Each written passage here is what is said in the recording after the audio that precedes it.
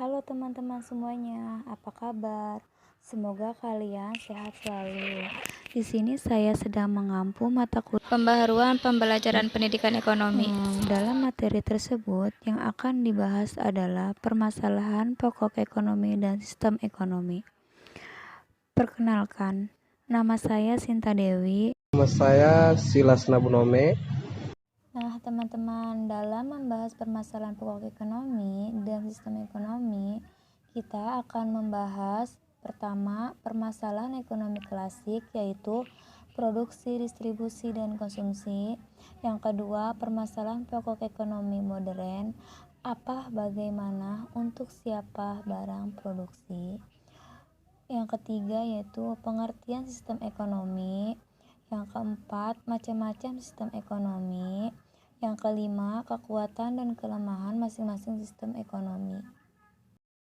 Nah, teman-teman, siapa nih di antara kalian yang selalu merasa uang jajannya kurang saat kamu minta tambahan sama orang tua? Kok masih kurang banyak ya?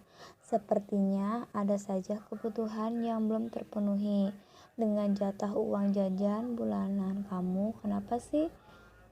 Contohnya masalah ekonomi semacam ini selalu terjadi. Dan sebenarnya masalah ekonomi yang kamu hadapi juga dirasakan oleh banyak orang loh. Gak cuma kamu, ayah dan ibumu di rumah pasti merasakan hal yang sama. Nah, dalam materi ekonomi ini, kita akan membahas tentang masalah ekonomi dalam sistem ekonomi di Indonesia, beserta contohnya, masalah ekonomi dan penjelasannya secara lebih detail. Dan perhatikan ya pembelajaran materi ini. Yang pertama yaitu pengertian masalah ekonomi. Masalah ekonomi yaitu masalah yang timbul saat keinginan dan kebutuhan bertemu dengan sumber daya yang terbatas. Masalah ekonomi ini pasti akan selalu muncul dalam kehidupan sehari-hari. Nah, intinya karena keinginan dan kebutuhan manusia itu banyak banget dan enggak terbatas, sementara ketersediaan sumber daya yang dibutuhkan belum bisa memenuhi keinginannya tersebut, inilah masalah pokok ekonomi klasik yang sering banget kita alami. Contohnya seperti yang dijelaskan di awal, uang jajan bulanan yang selalu kurang juga termasuk contoh masalah ekonomi dalam kehidupan sehari-hari. Dalam teori ekonomi ini, masalah pokok ekonomi klasik dibedakan menjadi 3, yaitu produksi, distribusi, dan konsumsi. Yang pertama yaitu produksi, kegiatan menciptakan, membuat barang. Maka prosesnya mengubah bahan baku menjadi barang jadi atau menambah nilai suatu produk berupa barang maupun jasa. Agar dapat memenuhi kebutuhan manusia, barang dan jasa ini harus selalu tersedia. Alhasil, untuk memenuhi kebutuhan yang begitu besar, produsen harus mengetahui jenis barang dan jasa apa saja yang dibutuhkan oleh konsumen. Yang kedua yaitu distribusi. Agar dapat sampai kepada orang yang tepat, diperlukan sarana dan prasarana yang baik. Maka distribusi dilakukan agar produk dari produsen bisa tersebar lebih luas dan sampai ke tangan konsumen. Setelah produk tersedia, baru produk tersebut bisa dikonsumsi. Yang ketiga yaitu konsumsi. Apakah barang yang dikonsumsi benar-benar tepat sasaran? Namun, ada masalah yang terkadang timbul saat proses konsumsi ini. Barang yang diterima konsumen bisa langsung dikonsumsi habis, tidak terpakai atau justru terbuang sia-sia. Alasannya karena harga pokok produk yang enggak terjangkau konsumen atau kualitas produk yang enggak bagus. Yang kedua yaitu teori ekonomi modern. Ekonomi modern sebagai masalah ekonomi mikro yang mempelajari perilaku konsumen secara lebih detail hingga faktor pendorong penentuan harga pasar. Teori ekonomi modern memiliki 3 masalah. Yang pertama yaitu what, barang jasa, apa yang diproduksi dan berapa banyak. Karena hal ini penting dipertimbangkan oleh produsen karena sangat menentukan performa produk yang diproduksi. Salah satu menentukan jumlah produk dapat berakibat fatal. Produsen tentu akan rugi bahkan bangkrut jika produksinya berlebihan. Yang kedua yaitu how, bagaimana cara memproduksi barang atau jasa. Selain itu, produsen juga harus bisa menentukan sistem produk yang tepat, contohnya seperti menggunakan tenaga manusia atau dengan bantuan mesin. Jika produsen memiliki menggunakan tenaga manusia, maka ia harus memikirkan upah tenaga yang digunakan. Namun, jika menggunakan bantuan mesin, maka harus mengeluarkan investasi lebih untuk membeli mesin dan merawatnya. Yang ketiga yaitu for whom, untuk siapa barang atau jasa diproduksi.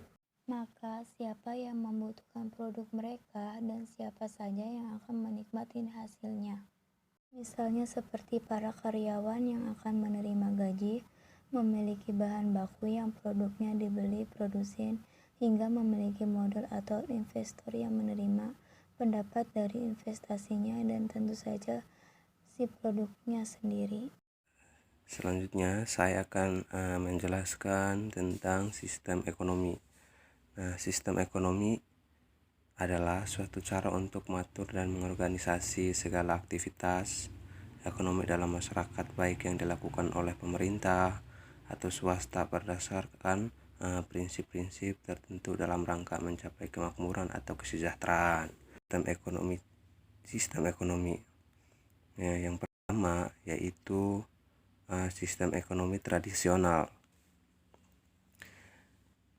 Yang kedua yaitu sistem ekonomi terpusat atau komando. Dan yang ketiga yaitu sistem ekonomi liberal. Dan yang keempat yaitu sistem ekonomi campuran. Nah, di sini saya akan menjelaskan bagaimana sistem ekonomi tradisional. Nah, di sini sistem ekonomi tradisional itu sendiri adalah satu sistem ekonomi di mana kehidupan ekonomi yang dijamin atau dijalankan menurut kebiasaan tradisi masyarakat secara turun-temurun dengan mengandalkan faktor produksi apa adanya. Nah, di sini ada 4 contoh, yaitu yang pertama belum adanya pembagian kerja yang jelas, dan yang kedua yaitu ketergantungan pada sektor pertanian atau agraris, dan yang ketiga yaitu ikatan tradisi bersifat kekeluargaan sehingga kurang dinamis dan yang keempat yaitu teknologi produksi sederhana. Nah, yang kedua yaitu sistem ekonomi terpusat atau komando. Nah, di sistem ekonomi terpusat yaitu adalah sistem ekonomi di mana pemerintah memegang peranan paling penting atau dominan dalam pengaturan kegiatan ekonomi. Nah, di sini ada ciri-ciri sistem ekonomi terpusat. Yang pertama yaitu kegiatan perekonomian dari produksi, distribusi, dan konsumsi. Dan yang kedua dari contoh sistem ekonomi terpusat yaitu hak milik perorangan atau swasta tidak diakui. Dan ketiga itu alat-alat produksi dikuasai oleh negara. Nah, yang selanjutnya yaitu tiga yaitu sistem ekonomi liberal.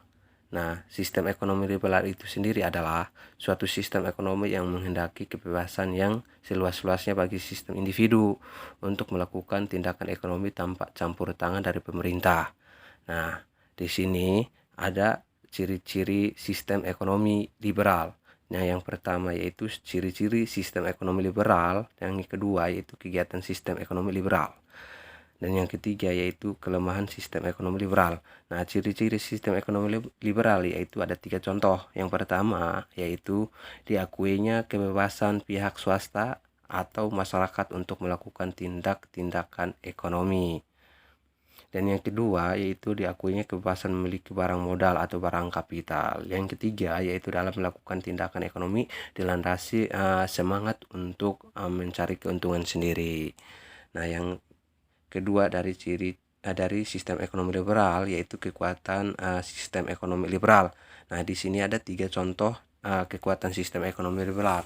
Yang pertama yaitu adanya persaingan sehingga mendorong kemajuan usaha. Yang kedua yaitu campur tangan pemerintah dalam bidang ekonomi kecil sehingga mendorong kesempatan lebih luas bagi pihak swasta. Dan yang ketiga yaitu produk didasarkan pada pemerintah, pasar atau kebutuhan. Nah, yang selanjutnya yaitu kelemahan sistem liberal. Nah, di sini kelemahan sistem liberal itu sendiri yaitu yang pertama, adanya praktis persaingan tidak sehat. Dan yang kedua, itu persaingan tidak sehat dapat menimbulkan monopoli yang merugikan masyarakat. Dan yang ketiga, timbulnya praktis yang tidak jujur yang didasari mengejar keuntungan yang besar yang sebesar-besarnya. Nah, yang selanjutnya yaitu 4. Yang 4 ini yaitu sistem ekonomi campuran.